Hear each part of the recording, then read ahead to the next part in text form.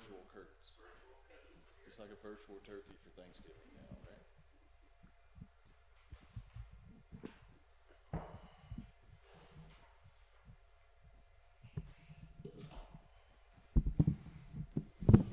Well, good morning, everyone. We've got a special meeting today. One item on the agenda is the public hearing for the 2021 budget. Before we begin, Dallas, could you provide us an invocation? Yeah.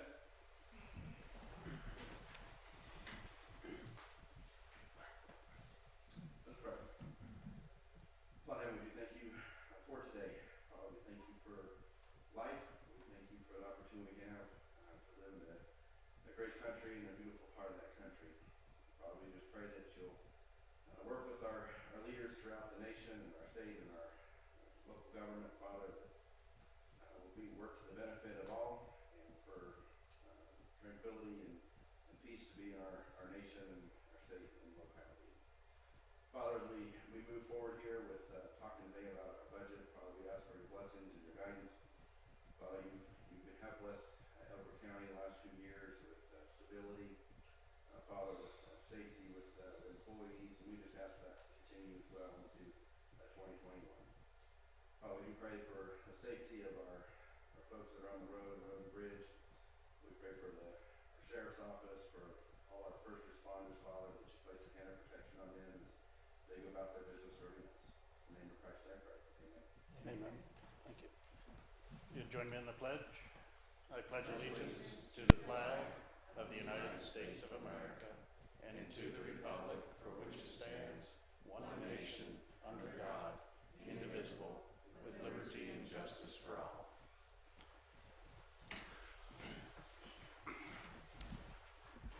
Thank you.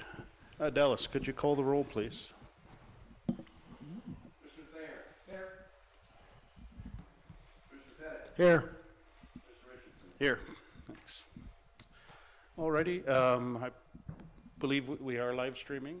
I so think we need to make a motion to open the meeting, don't we? we can do that when I get ready to. Oh, okay. No. So I know we've got folks that are watching online. The budget itself had been, this hearing has been noticed in the paper, and budget's been available since mid-October for review by citizens. What is being presented is essentially the budget that was made public at that time. We'll have some discussion. I know there's some tweaks to be made before we go final in December. So as we've kind of noted in each meeting, we understand that the governor's mask order is in effect. There are requirements and exemptions. One of the exemptions is speaking for broadcast or speaking publicly. For that reason, we're not wearing masks up here. There are other exemptions for medical reasons. If you are to make public comment in this room and feel comfortable doing so, please remove your mask so you can be heard clearly both here and on the video. So with that, I would accept a motion to open public hearing on the budget. I'll make a motion. We open the public hearing on the Elbert County Draft 2021 budget hearing. Second. I have a motion and a second to open public hearing for the 2021 budget. All in favor, please say aye. Aye. Aye. Motion carries. We're in public hearing. Sam, the floor is yours. Thank you, Commissioners. So we're going to talk about the 2021 draft budget. As the Commissioner said, we are been working on this draft budget for a while. This is the public hearing. The draft budget was delivered to the Commissioners on the 15th of October and has been on the website and was publicly noticed in the paper of record for the county. The next step after today's public hearing is to present a final budget on December 9th, and that's the target date right now. Although statutorily, I think we've got until the 19th of December. We're trying to get it done about 10 days early. And then we're going to,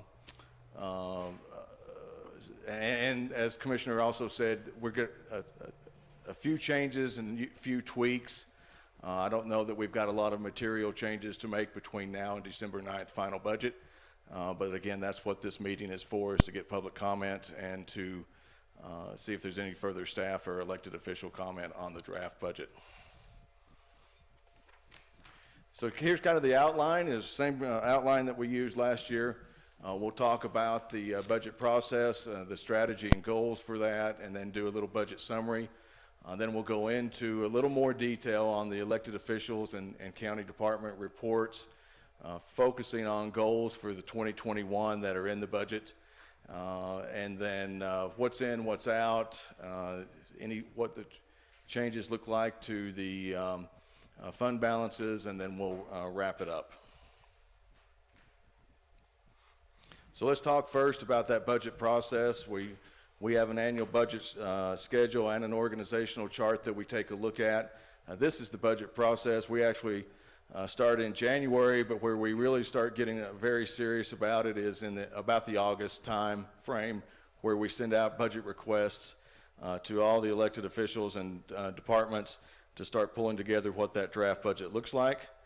September, we pull together everybody into the room and start talking about what it looks like on the revenue side as well as the expense side and where we're going to end up. And then in October again, like I mentioned, on the 15th is the deadline for submitting the draft budget to the Board of County Commissioners.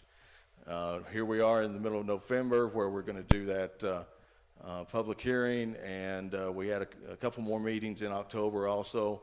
And then December, we'll certify mill levies coming from all of our local governments that are in the county. And then we will consider adoption of the budget on the 9th of December. This is the org chart as we go in. Not a lot of changes in this org chart from last year's budget, although one of the things that we are looking at going forward in 2021 is some organizational changes. If those do occur, we'll make sure we point those out in that final budget presentation on the 9th of December.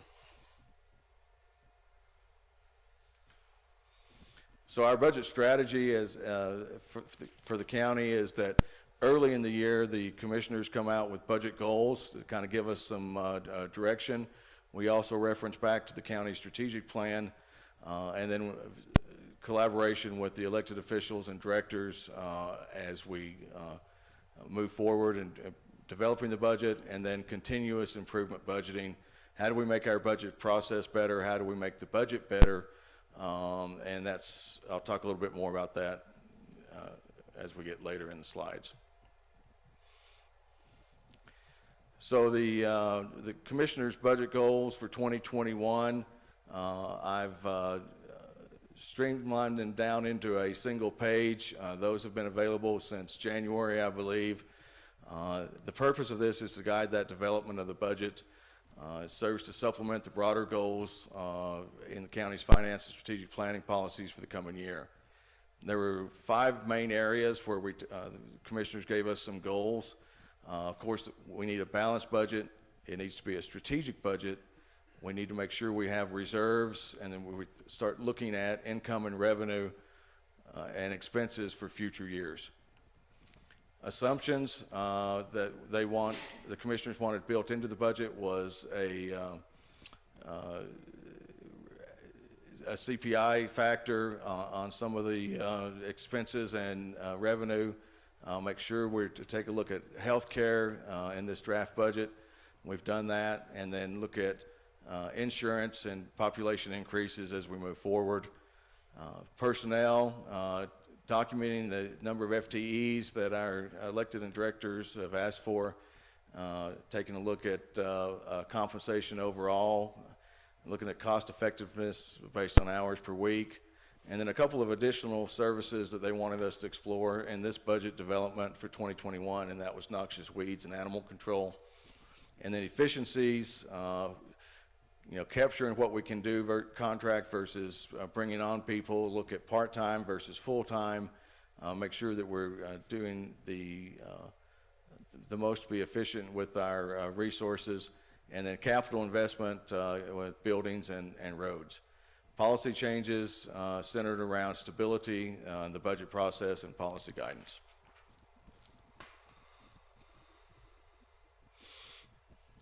Looking at the strategic plan piece of that, there were several goals in the strategic plan that relate back to the budget, and that's a financially sustainable county government that's transparent and effective, ensure a qualified, trained, and efficient workforce, deliver plans, updates, and status to citizens via multiple channels while ensuring two-way communications, plan for continuity of government in case of disaster, infrastructure failure, or economic impacts, and then support growth and economic activity in the county. All those were pulled straight from the strategic plan, which was approved a couple years ago. We had several meetings on this budget with elected officials and directors. I have to thank all the electeds and directors and department heads that helped us get to where we are today on this budget. Couldn't have done it without them. The budget kickoff meeting, the general fund meeting, because at the end of the day, it all comes down to general fund. Most of the other funds are fairly clean and easier to do than general fund. And then we had another meeting of just the general fund departments, and then a final budget scrub meeting. I mentioned earlier about continuous improvement budgeting. What is it? So this wraps a couple things in there that we're very happy to get to the point where we are now and being able to improve the budget annually. What does our finance department think we should be doing with the budget? What does our accounting firm think we should be doing? What does our audit firm think we should do? And what are our best practices from other government organizations? If you took a look, a good example of this is if you took a look at the draft budget online or the document that I gave you, last year was about a 70-page document with strictly financials. This year it is an entire draft budget of what the final budget was last year, including the CIP from Public Works and all the narrative that's in there in a draft form still. But we've been able to upgrade what our draft budget looks like significantly from last year.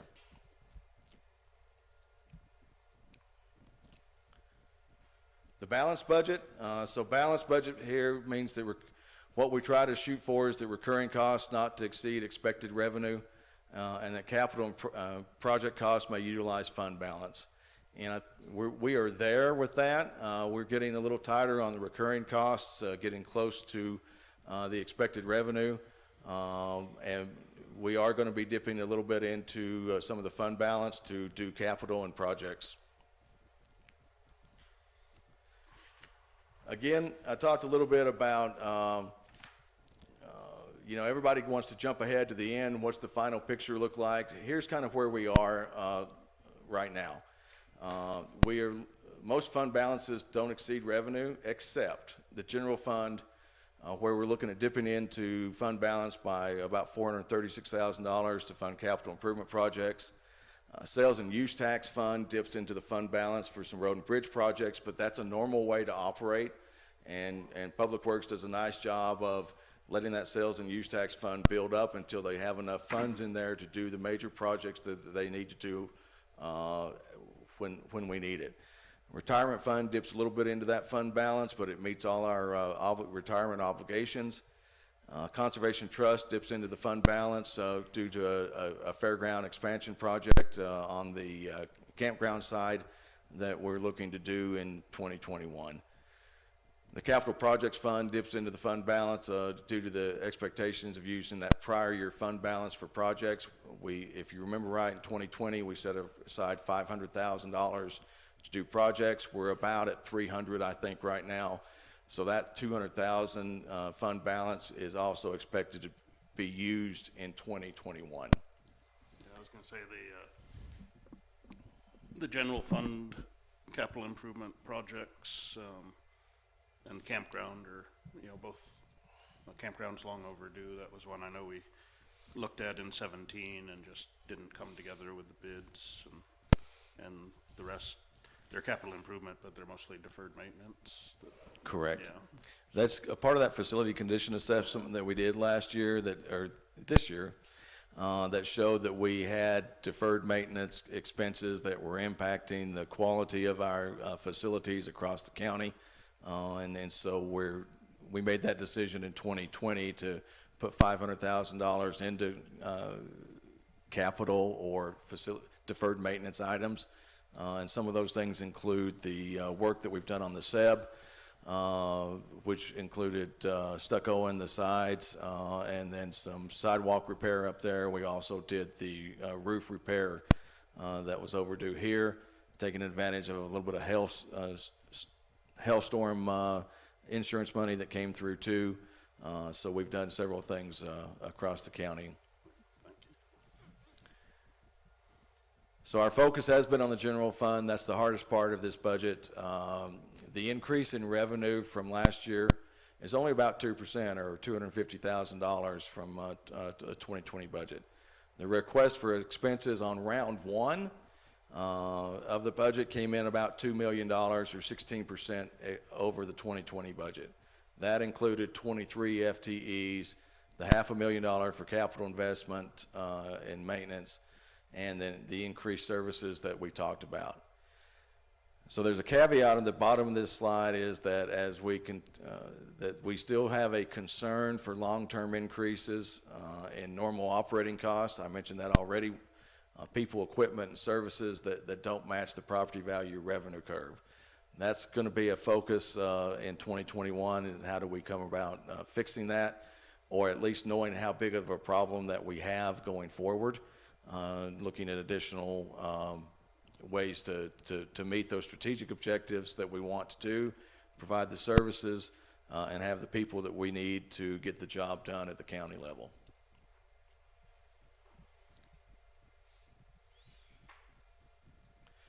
So let's go into the more the financial side of this. We'll look at major revenue, expenses, and the fund balance. We'll look at 20 versus 21 comparisons. We'll look at budgeted revenues, financing sources and transfers in, and then total budget expenditures and transfers out. So here's that summary slide. Total revenues and transfers in for 2020 were $34.3 million, $34.4 million. The increases in transfers in 2021 are down close to $1 million, 33.4, a decrease in revenues and transfers in of $980,000. The total expenditures and transfers out are in 20 were 34.8. You can round that to 34.9 mil. And total expenditures and transfers out in 2021 are at about 35.8. So a little increase of about $1 million in expenditures. Our ending fund balances, 2020 projected at $22.6 million. The 2021 budget is expected at $20.1 million. So that's the decrease of about 2.47. Which is that increase in decrease in revenues across all funds, as well as the increase in expenses.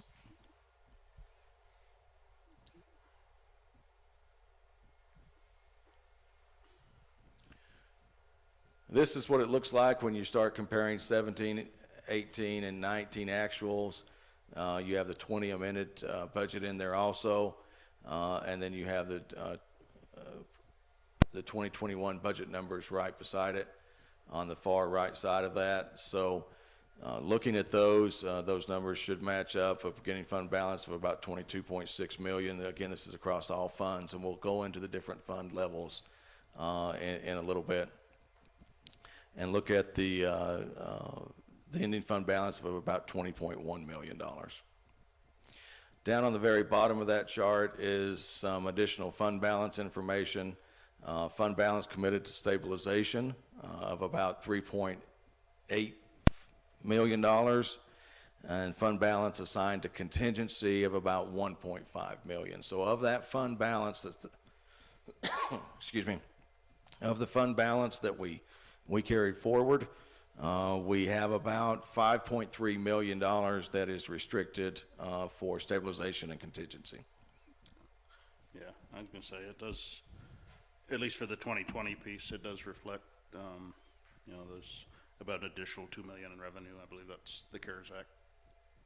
Correct. In the amended budget was recognizing CARES Act money coming in, and then expenditures. I know we we worked very hard throughout COVID, not knowing what the impacts would be to reduce spending. So, I mean, the delta there's pretty dramatic. We're 2.5 million spending less than anticipated, but 2 million more on care side. So it's a pretty dramatic swing in a year with a lot of things going on. It is. It's been an interesting year in 2020 with that CARES Act money coming in late July as far as the commitment for that, and then the county's attempts to spread that around the county as much as possible before the end of the year. 12/30 is the deadline to use that CARES Act money. Thank you. So here's the graph of what that pie chart of what that looks like. The biggest part there for the revenue side, of course, is taxes of about $18.5 million. The second biggest piece is the intergovernmental transfers that come in, and that's about $8.6 million.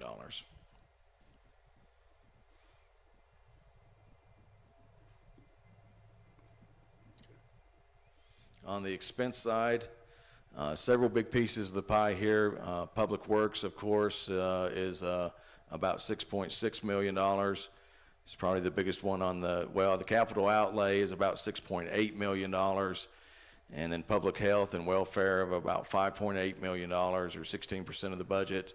And then general government is about $6.2 million, or 17% of the budget. Public safety is about $5.7 million, or again, 16% of the total budget. I don't know if you kind of split out the community development, compliance, and the building department out of as separate public safety events. We did. We've got that on there at about $460,000, or 1.2% of the So budget. strictly public safety is primarily sheriff's. Yes, Yeah. the sheriff's office. Thank you.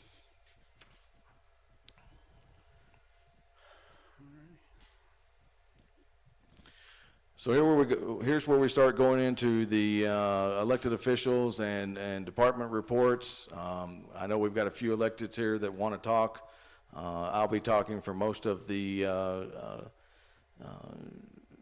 general fund departments, and because a lot falls under in that general fund. Commissioners, I assume I'm briefing your slide. If you guys want to jump in there, feel free. So there was a budgeted increase in expenses due to the unknown outcome of the election when we put this together and delivered it on the 15th of October. We know now that the election is over, and both candidates were reelected to their terms.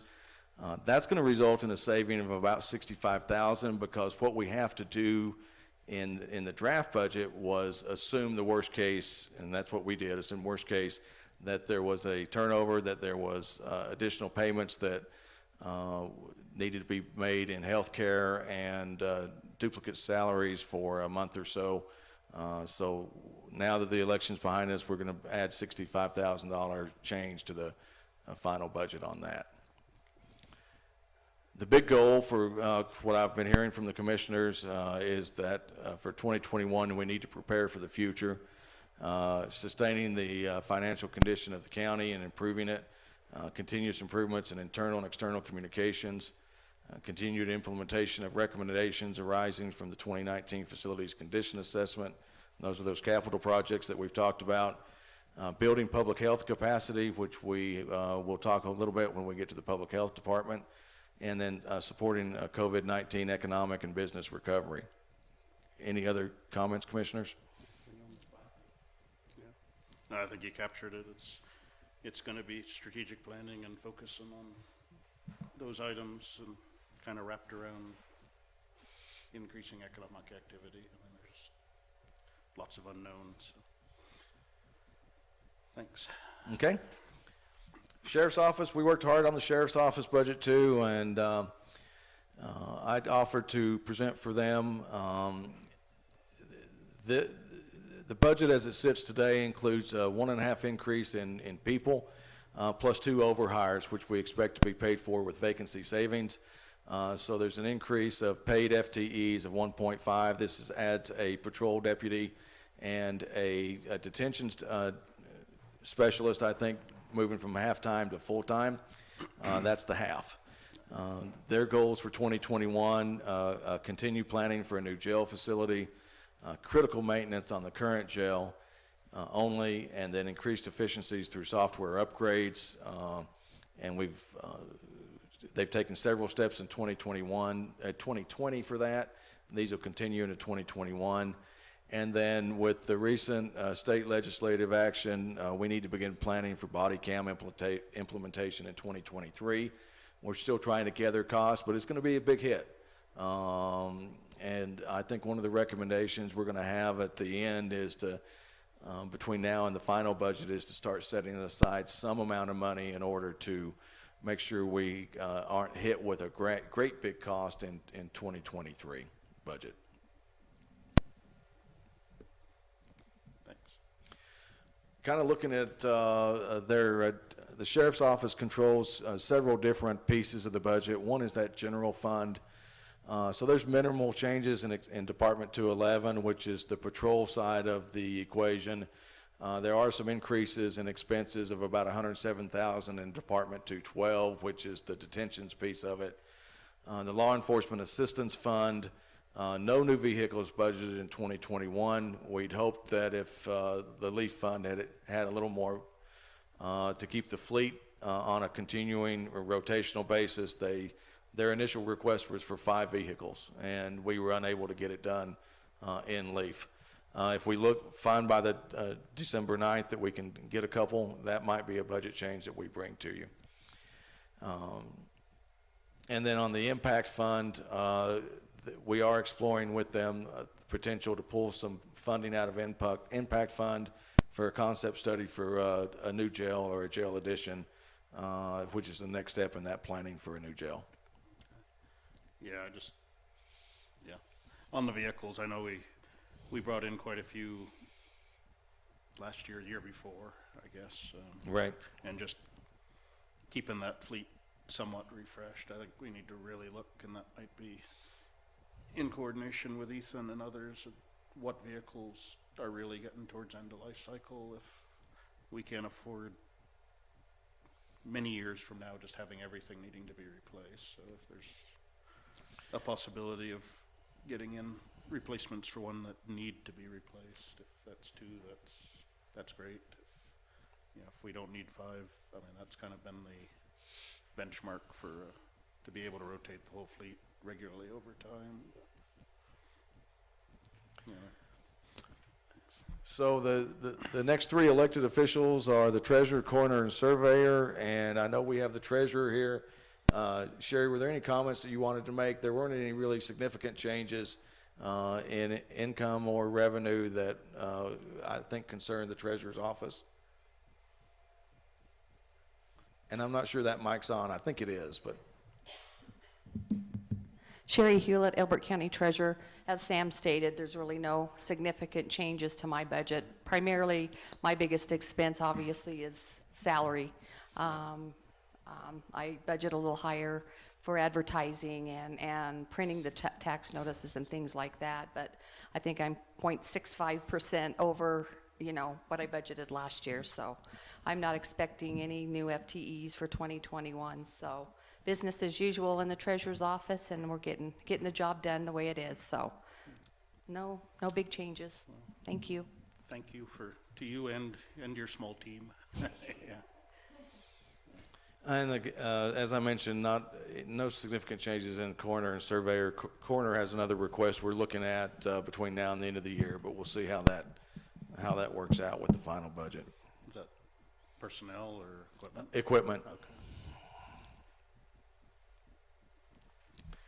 On the assessor piece, Susan's here to talk a little bit. No increase in FTEs, minor changes to expenses, and then a lot of goals for 2021. Good goals. Yeah. Good goals. Good morning, Susan Murphy, Albert County Assessor. There's really not a significant change in the budget between 20 and 21. Our budget really fluctuates up and down between intervening year and reassessment year cycles. So 2021 will be entering into our reassessment cycle, and there's more expenses that are included when that happens. So really, that is the main thing, and 2021 will be a very busy year for us. That's the main goal. You know, with COVID and everything that's happened, we've tried to beef up some of our online services, and we'll have a kickoff for that for 2021 for public property taxpayers, so they can utilize the online services and have more abilities. So that's kind of another expense. Really, business as usual in the assessor's office, no significant changes, but that's the reason for the 3% increase between the 2 years. Yeah.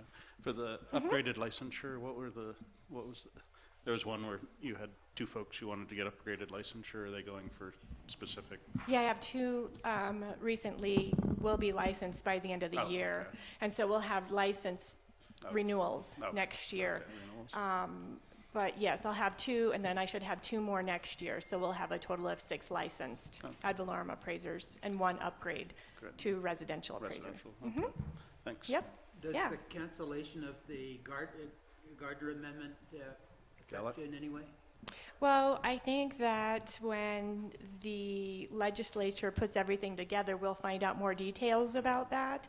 Obviously, I mean, for me, with the Gallagher Amendment being approved, we'll see what's going to happen. The residential rate, I believe, would remain at 7.15, but there's a lot of missing pieces still that we don't fully understand the ramifications that will follow. So I'm sure that the Division of Property Taxation will be notifying us and the Colorado Assessors Association of really the long-term outcome of that result. But I So, mean, at the heart of it, it doesn't change your job just to discover and assess value, and what the assessment rate doesn't change. yeah, we'll be Doesn't following. change your We'll be following all the statutory guidelines for mass appraisal. So it'll all shake out as normal for us in 21. So, okay, thank you.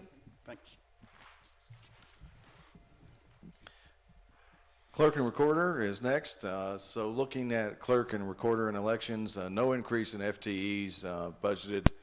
An increase in revenue of $116,000, primarily due to the increase that they're seeing in DMV. And actually, Dallas, do you want to talk to all these? You can. Sorry. I assume this one is working well enough to hear? Can hear you, yeah. Doing good, okay, okay. Yeah, Sam said we're, no increased FTEs. We did increase our revenue line, it is on a motor vehicle. It's just amazing the number of vehicles that people continue to purchase, even though it's a little bit different out there. The amount is amazing. And so that's projected will be up over what we budgeted for this year, and took that into account for next year's budget as well. As far as revenue and elections, it's down by, reduced that by 36,000. We have fewer elections, so we have fewer reimbursements, which I'm not going to complain too much about.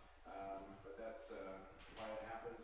Every other year, we're similar to Susan in that, the even years are higher expenses for us in elections with the 2 or 3 elections, and then odd years we're down to just 1. Our expenses, the clerk recorder in general, reduced by 11,000. Generally, I'm 1 to 3% under my budget. So when I was looking at my budget this year, we're going to be more than that this year in under budget, primarily due to vacancy savings, but also because of conferences. We're not doing those, travel, that sort of thing. So I was able to trim down a little bit on expenses there. And of course, the big one for us on elections, expenses are $122,000. We only have 1 election scheduled in next November for 21. But there are, let's just say, talk of other elections, perhaps some recalls a little bit at the state level. But that will not affect our budget. Nothing that the county would be involved with would be involved in the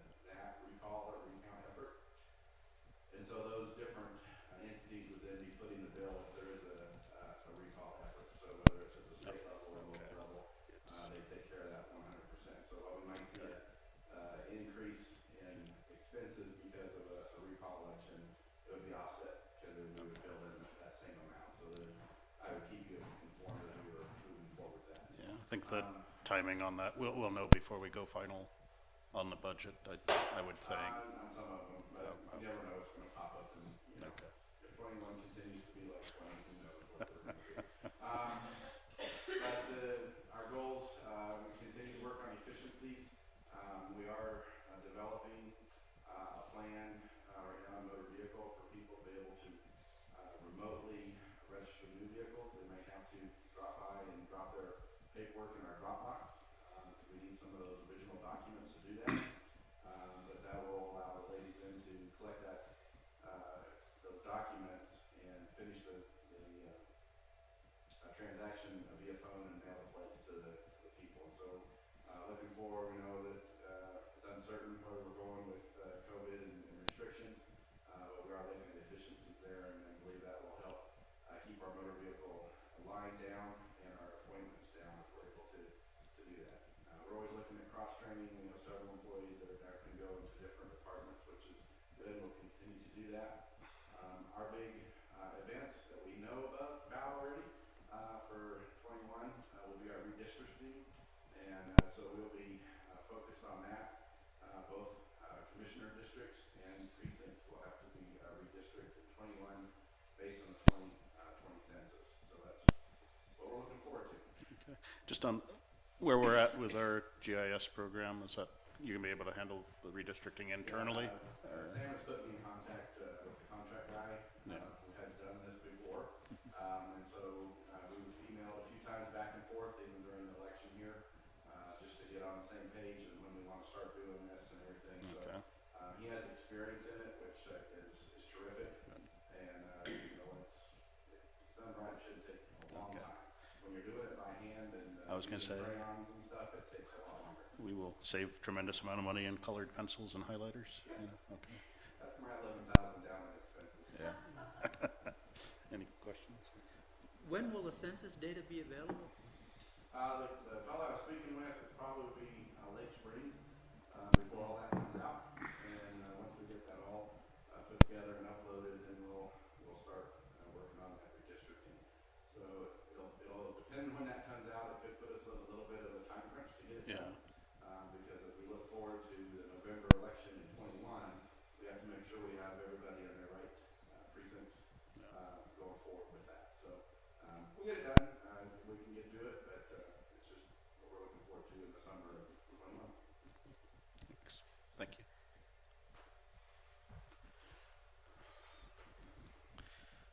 So now we jump down into the county manager and the departments that I kind of take a look at.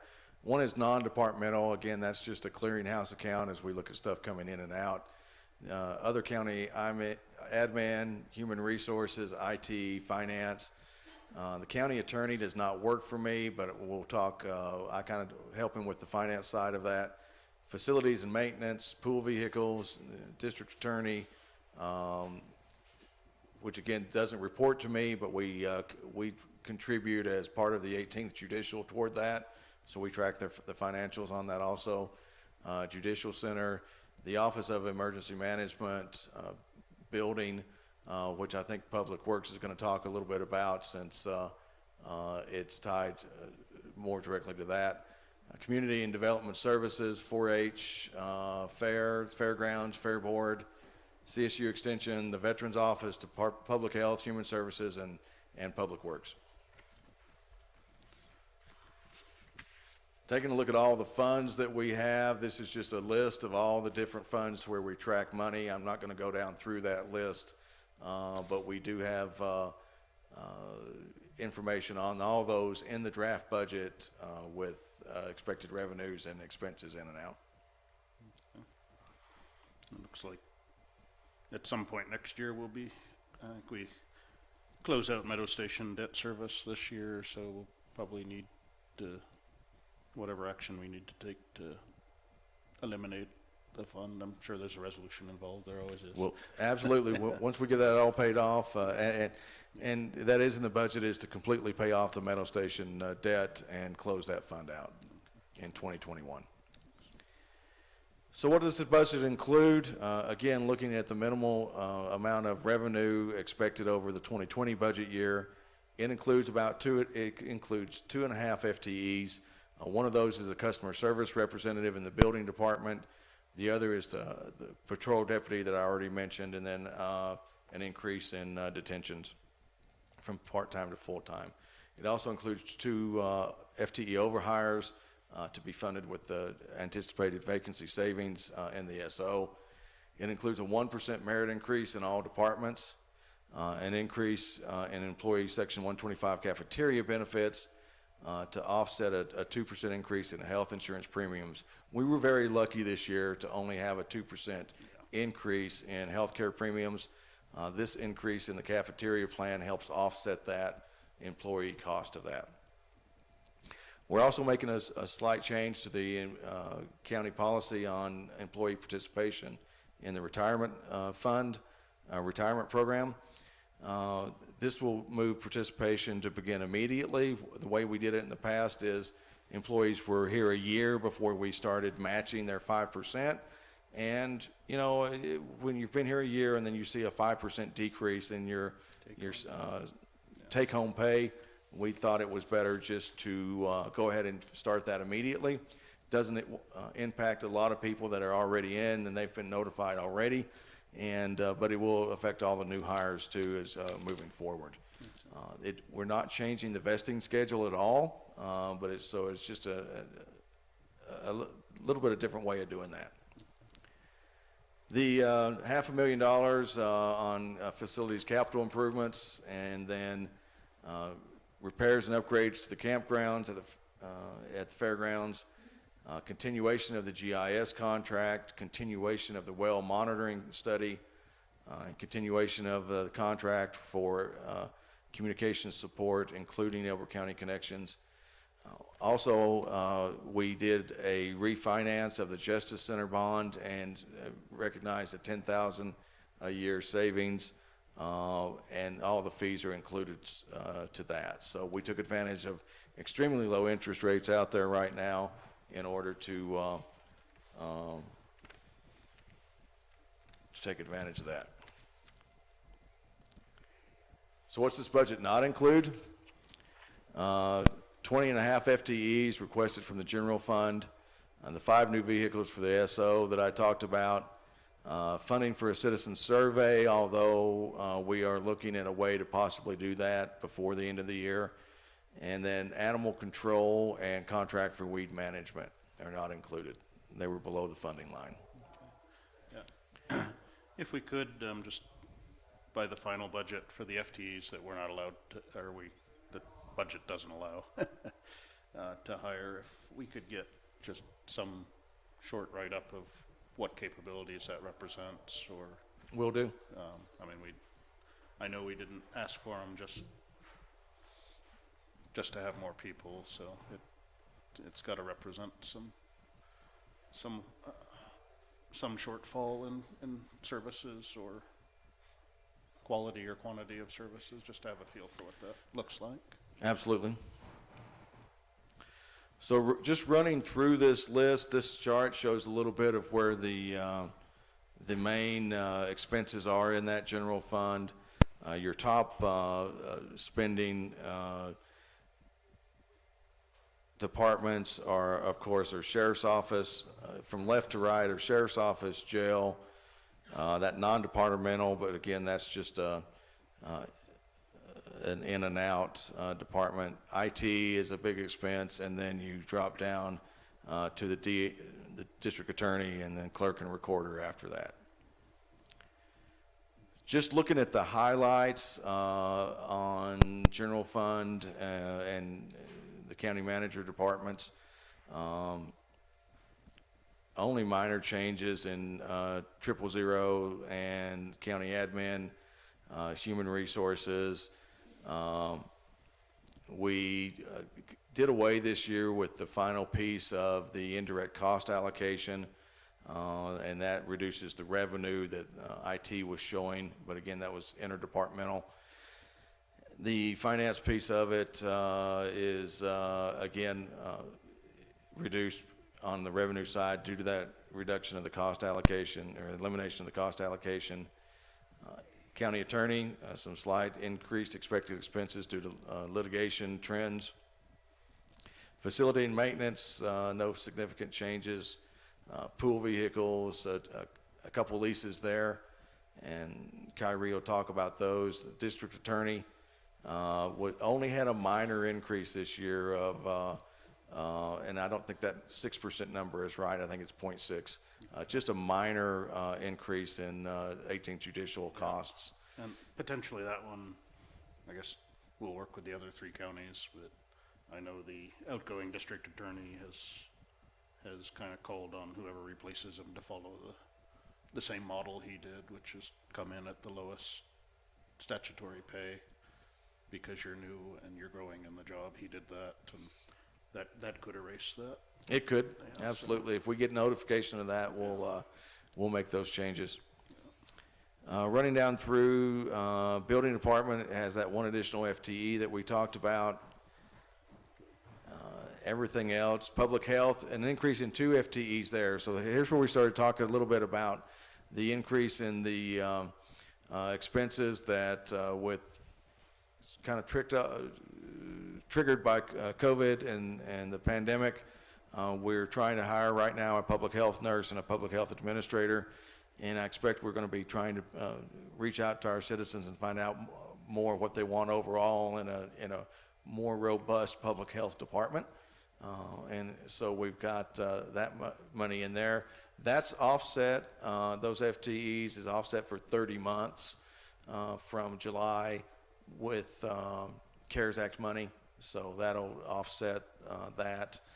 Human Services, seeing an increase from the state on expectations and across Human Services, so about a $732,000 increase in expenses, and that's offset though primarily by revenue, so from the state and the federal government, so it's not a direct impact to the county budget. Public Works, this shouldn't be there. There were no additional FTEs in Public Works, so take that off. That was, I missed that on last year's slides, when I converted from last year's slides.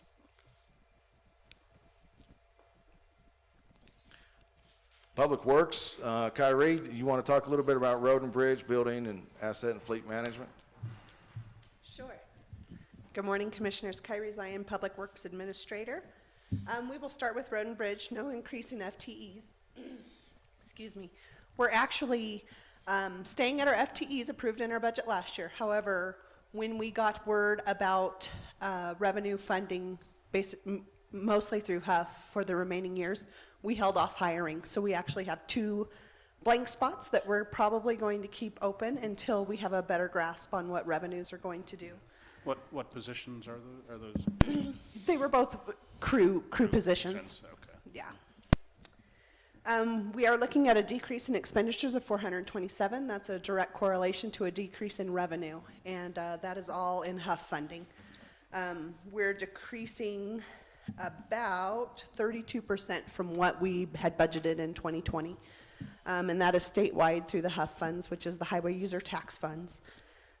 That is in direct response to COVID. The statewide, they are anticipating a $10 million decrease in the 2021 calendar year in those tax funds.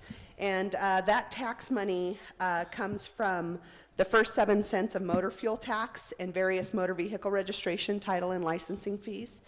It also comes through voter-approved initiatives for motor fuel tax increases. There's a $1.50 fee that was voted in, and then there's a $2 fee. That all goes into HUF. And 1989 HUF increase that was also voted in by the taxpayers. Most of these are on a 65 to the state, 26% to counties, and 19% to municipalities is how that's broke up. So everyone sees that decrease statewide. So that was our biggest bummer we saw for 2021, is a very big a decrease in that. But we have situated our expenditures accordingly, and those expenditure drops are in various line items within our road and bridge budget. Our goals this year is to continue working through our capital improvement plan. We do make adjustments to that every year. We included in the CIP this year projects that were completed and at what dollar amount in correlation with our anticipated budget with those projects. We have included on the next slide the projects we anticipate for 2021 in our CIP program. This includes asphalt rehab, gravel road rebuilds, bridge rehabilitation, and equipment purchases. We do have it planned out through 2026 in our CIP, and we encourage everybody to go take a look at that to see the projects that are anticipated. And I do say anticipated because it does change with need every year. Our next slide is our anticipated budget for sales and use tax, which is the fund that we use for our CIP program. We are using some fund balance, but that is the nature of the beast. Typically, that's built up for 2 years. You pull the plug on large projects. So you will see that in our CIP. That's what that budget looks like. Pretty much on even years, we pull the plug on large paving or bridge projects. The bridge project that is included in here, we have applied for grant funding through CCI. We have not heard back on that grant funding yet, but we are hopeful that we'll be in the running for those grant funds.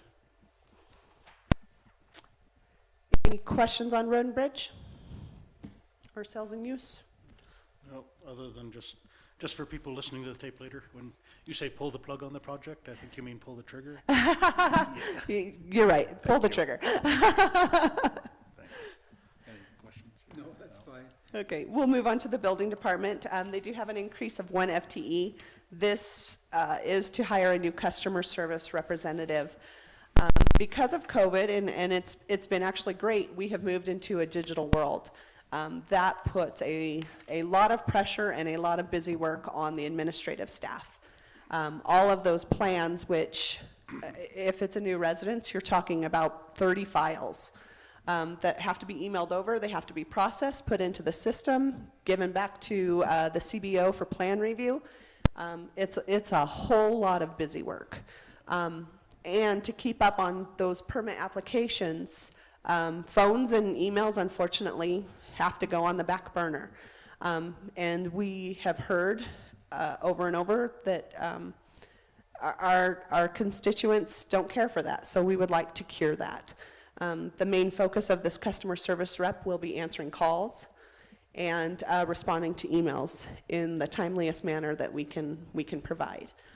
We do think that will be a tremendous help. It will allow the other staff to be able to process those permits and get those rolling quicker to everyone. So far, our inspection staff is staying on top of inspections, even though we've seen a dramatic increase in productivity. They're doing okay. It's the administrative side that's struggling to a large degree. So we are hoping to cure that with this new FTE. And are very, very hopeful. They're actually going to be in the office, so we're hopeful that they will really pick up on knowledge and be able to answer those questions by hearing what's going on. And Faith and Jenny will be right there to help them answer any questions they can without too much disruption to what they're doing. The fleet motor pool vehicle, that's Department 60 in the general fund. That is the equipment and vehicles used for anybody in the general fund. We are looking at leasing 2 vehicles for the facilities maintenance group that will also be used at fairgrounds. I believe that includes a water truck and a skid steer. Any other questions on any of those departments? Just echo the importance of getting that additional customer service rep in. There's probably nobody in this room that hasn't gotten calls, because. Yep. I think it'll be a tremendous, tremendous improvement. Okay, thank you.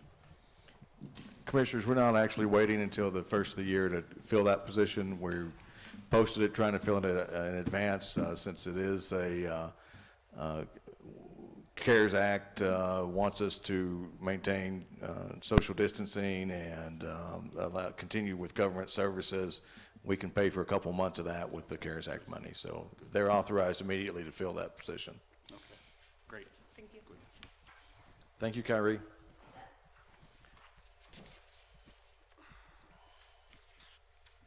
Public health, we talked a little bit about that one. So the two new FTEs that we're trying to fill there, and then establishing the core public health services. We did split public health off of health and human services effective the 1st of July, and we're making progress in wrapping that all up. It was a 6-month target to get it all done. We should be fine in meeting that goal. And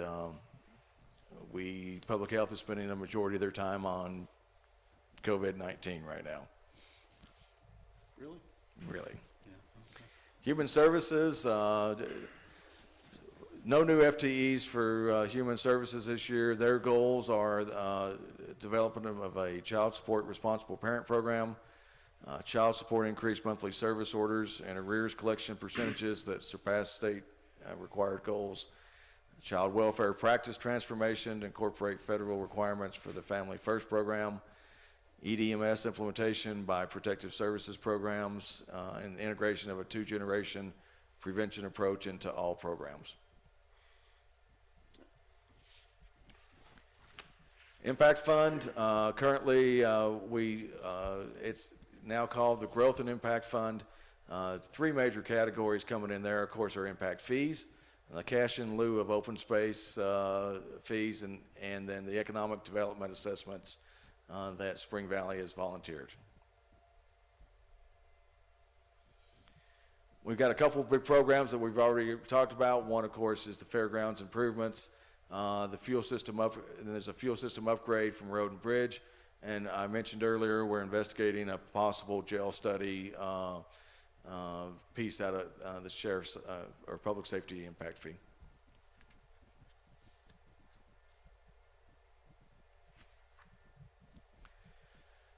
So the Capital Improvement Fund, that will also, that's the big draw on the general fund, also in fund balance for facility-related projects for 2021.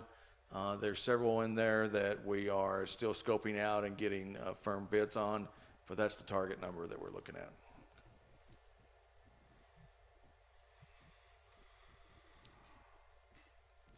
So the summary of the fund balances, this slide, if you take a look at the column, the dollar column on the left-hand side, it's the estimated beginning fund balance. Then you have 2021 revenues and transfers in, and then 2021 budgeted expenditures and transfers out, and then an estimated fund balance, and then a percent change in that final column.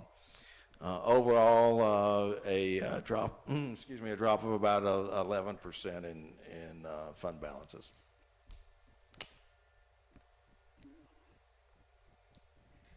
Again, no impact to our strategic reserves or our contingency reserve line targets.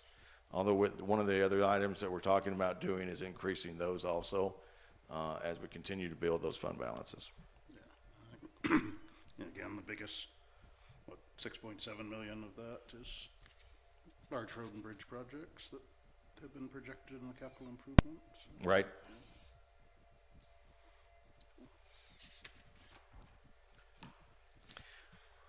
Here's a visual of what that looks like with budgeted revenues and budgeted expenditures.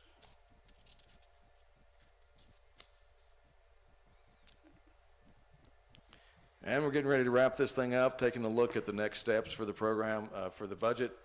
I have a list of 29 things to investigate and consider before the final budget. The compensation study results should be available by the end of this month. Any legislative impacts that came out of this year's election or the state, again, I mentioned the body cam piece of that. We'll take a final look at revenue and expense tweaks, formatting and clarification, of course, are those changes. Any additional department requests that we need to look at above the funding line versus below the funding line, and then again, that whole concern on strategic planning and implementing that. And the concern is if we keep doing what we've been doing, we're going to hit a limit on what we're going to be able to do. So how do we take a look at additional revenue for the county? How do we look at minimizing expenses? Are we being as efficient as we need? Do we need to look at new programs that may bring in revenue? So just an effort on there.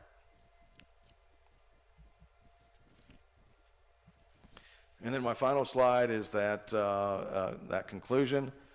The budget goals are met, meaning that we have a balanced budget, reserves are secured. Again, I want to thank the entire team that helped pull this budget together. Michelle and Tiffany and the finance department, all the electeds and directors. Work still to be done is that list of 29 things I just talked about, in addition to the depth and making sure depth and capacity support future county needs and strategic plan implementation pieces of that. And I think with that, we'll take comments from any of the people here in the audience, and including staff and electeds and members of the public. Yeah, And comments, and it's a 3-minute comment period. okay. Yeah. Thank you. Yeah, I was going to say, do you have anything at the table at this point? Yeah, I'd like to say a couple things. One is that from a mathematical point of view, this budget is fine. It's cash in, cash out. The problem with it is this same problem we've had in each of the last 3 years, is that the expense side and the revenue side are basically governed by inflation. And so that for your next steps, that strategic planning line item, to me, is the most important thing that has to be addressed between now and the final budget. Because we need to consider, and I'm going back to my business background, but if you want to increase future revenues so you can provide increased services, you have to make investments in that particular aspect in terms of time and money today. Otherwise, next year we'll be basically having exactly the same conversation with respect to the budget. It'll be, income will be up by 2%, expenses will be up by 2%, or I may have it rounded off. But the whole point is that each of the last 3 years that I've been involved in the budget, the conversation at budget time is almost identical to the prior year. So we need to be thinking about how do we invest in our future so that in the next, and the problem with what I'm saying here is you don't get an immediate impact. But you've got to make the investment now, so 2 and 3 and 4 years down the road, we are capable of providing more services to our citizens. And I understand we'll have some population growth and some things like that, but more importantly, we've got to figure out where we want to get to and how are we going to get there. And the most important part of what I just said is the implementation of a plan.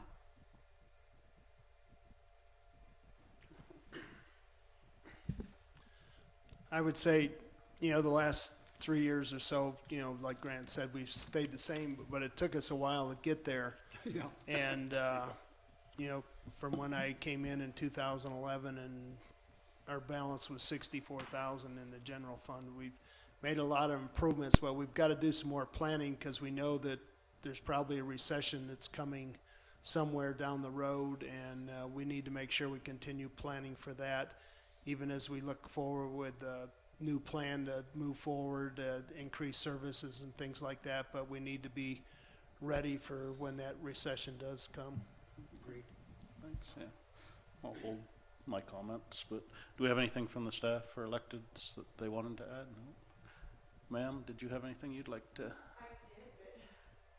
And yeah, I just asked to identify yourself and your address, and then you have 3 minutes. Susan Rudman, 24 Meadow Station Road, Parker, Colorado. Thank you. Good morning, everybody, and I've appreciated being able to hear all of your inputs, and I am trying to educate myself about things. One thing I've come to realize that you folks are looking at impact fees again, which I think is wonderful. Our concern, what I see and what I've looked at, is Spring Valley Ranch. We're concerned about how that will be moving forward. None of us have seen the latest documents that Marshall has, submitted. I know that in some of his previous documentation with impact fees, he asked for a freeze of 5 years on impact fees. Is that appropriate? And I know that our impact fees are much lower than adjoining counties, which, you know, I'm sure you folks are finding those things are, you probably already know that. But just that, and as far as building roads, Marshall has signed documents that he will build these roads. So he builds the roads, he had a bonus housing density, 600 home bonus density for paving 7 miles of road. Then he comes in and he says, I'm not building any of those roads. I don't know if the last community meeting that we had with Marshall, he has said that he's not building any of the roads, even though currently at that time, he had DGA2, he's bound legally to build those roads. But so he draws back that he's going to build the roads, but he doesn't take back his 600 home, you know, housing density. Those are concerns, especially we're the taxpayers. So if he's not building the roads, we'll be building the roads. You know, it just doesn't make sense to us that he would not have to be responsible for, you know, appropriate fees there. Okay. Right. Thank you. Thank you, ma'am. Seeing nobody else in the room, and I was informed we didn't have anybody that had contacted the clerk or ourselves to provide email comment or request phone calls. So with that, I'll close public comment, and again, any final? No, I think I said everything I need to say. Okay, yeah, just one, I do want to thank Sam, you, the staff, all the elected officials, department heads. This is a lengthy process, and it's been a very disruptive year. So to get to where we're at with juggling everything else going on says a lot. You know, if you look at the growth in our carryover balances over the years, the first line on the chart is about 8 million. We're projected to be finishing up with about 22 million in reserves based on the budget presented. So now, COVID isn't over. The impacts of that really are still unknown. The impacts of oil and gas statewide really haven't been realized. As we talked earlier, the vote to repeal the Gallagher amendment will have some unknown consequences. It's in legislative hands, so what was predictable, at least if you followed market trends, is no longer predictable because it can adjust whenever the legislature kind of feels like what they want to adjust something. So, so the future is uncertain, as Rick mentioned. I mean, we likely have a recession coming. How deep, how long, and when is always the unknown. So our stability funds become very important. So, you know, as we do this final work, I think that's the place where we have to look closest.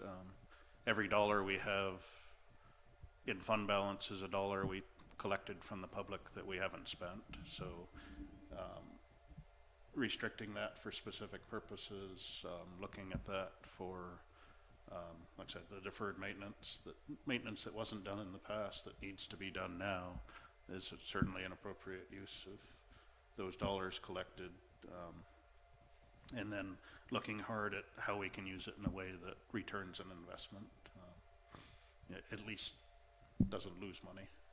So we don't want to use reserves to fund people in the long term. I think, you know, we've held the line that our recurring costs, you know, need to be covered by our recurring income. So, but using some of that to invest to potentially increase economic activity, increase future income, I think it's an appropriate look at it. We just have to look very carefully at how we use it. The budget really does reflect our plan for next year. As you can see, with almost every year for the last many years, we've always spent a little less than what we projected.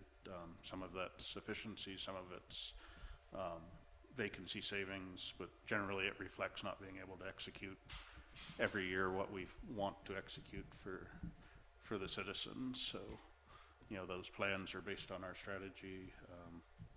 Our strategic plan was set in 2018. I think going into 2020, it's been 2 years. It's time to kind of brush that document off and get everybody back together to work on making sure those goals are still valid, and then developing kind of that next step of how do we measure, how are we getting closer to those goals? We know we're moving in the right direction, but what does success look like? And, you know, once we've reached success, can we roll resources into other priorities? So anyway, I thank you for all the time that went into this. I know there's going to be some minor tweaks, and primarily it's a large budget with big chunks we don't control. As you mentioned, HHS has a, you know, over a $750,000 increase in expenditures, but that's primarily flows from the state. What the state funds us to do, we do. Some years it's higher, some years it's lower. So, and then CARES Act money. So there's quite a bit that kind of skews when you're just trying to look year to year what's happening. But I think at the core of it, it's a good budget. I'd encourage folks that haven't read through it yet, that might be having trouble falling asleep some night, to take a look at it. Including all the narrative pieces, even in draft, I think is really important, because that gets down to the office and department level of what did we do with citizens' money in 2020? What do we plan to do with citizens' money in 2021? And I think the narrative pieces are probably more important than the numbers in a lot of cases, because the numbers will come out right statutorily. As Grant said, that's, you know, it's a good budget mathematically, it's a good budget statutorily. Money in kind of equals money out, but what we're doing with that money is articulated in the narrative. So I encourage people to take a look at those. So with that, I'd accept a motion to adjourn. Close public hearing and adjourn. So moved. Okay. I'll second. Okay. A motion and a second to close public hearing and adjourn. All in favor, please say aye. Aye. Aye. We are adjourned. Thank you.